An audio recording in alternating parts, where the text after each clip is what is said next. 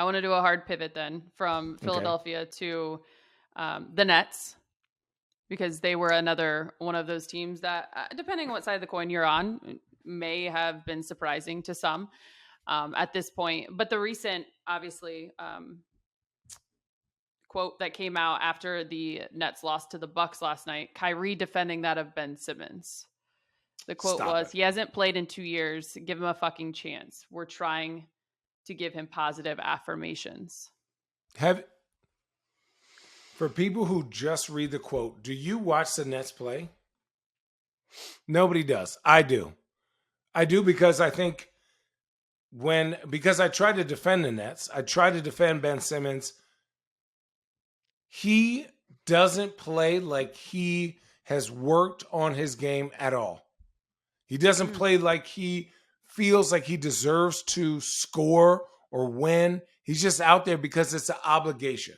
It's how I feel. I don't know if that's true.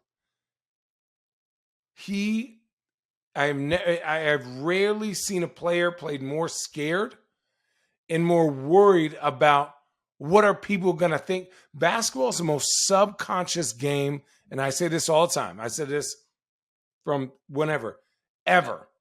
Because at the end of the day, whether you shoot a shot or not and it gets blocked, if you shoot a shot and you think it's good and someone makes a good play, you go, okay.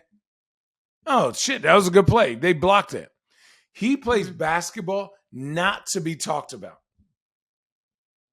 You're supposed to be... He plays basketball. He has 7 points tonight. I looked. It's 112 Mavericks. It's tied up. Let me tell you his stats. 7. He's 3 for 7. 6 rebounds, 3 assists, and 3 steals. 7 points. Okay, so Nick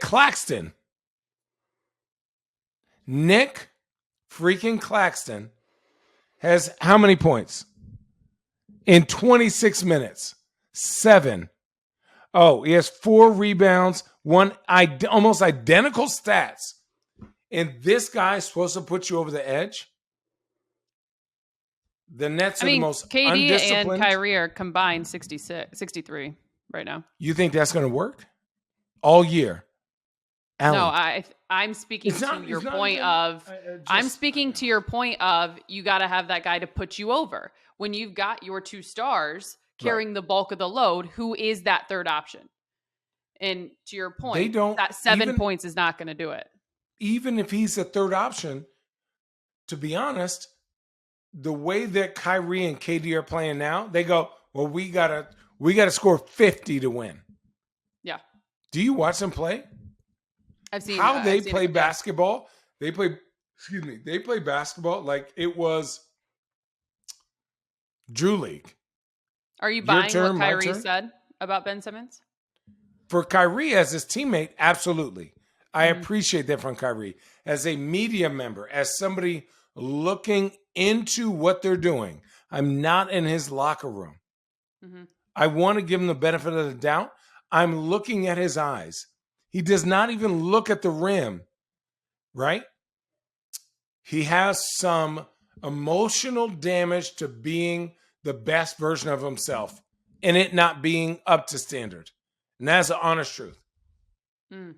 He will not go out there and just fucking go balls to the wall and play as hard as he can and embrace the talent that he has that 99.9% of all players don't have. Because what if I lose, or what if I don't look good? That's what it looks like to me. Yeah. It's heartfelt, but you have to be emotionally invested in every game, every shot, every possession to be elite. Now, how you do that is different. How Ben is supposed to do that is he's 6'10". He's a point guard. You're telling me he's one of the fastest guys with the ball. He can't get to the rim and attack the rim and create absolute havoc with a team with 2 guys that average 30 points. Stop it. There's just so many excuses for people not. This is professional sports. This isn't real life. I don't agree with a lot of that. And I know I'm going on Channing rant, but the criticisms should come not because of you as a person, but what you see on the court. Yep. From a player's perspective. Yeah. Absolutely.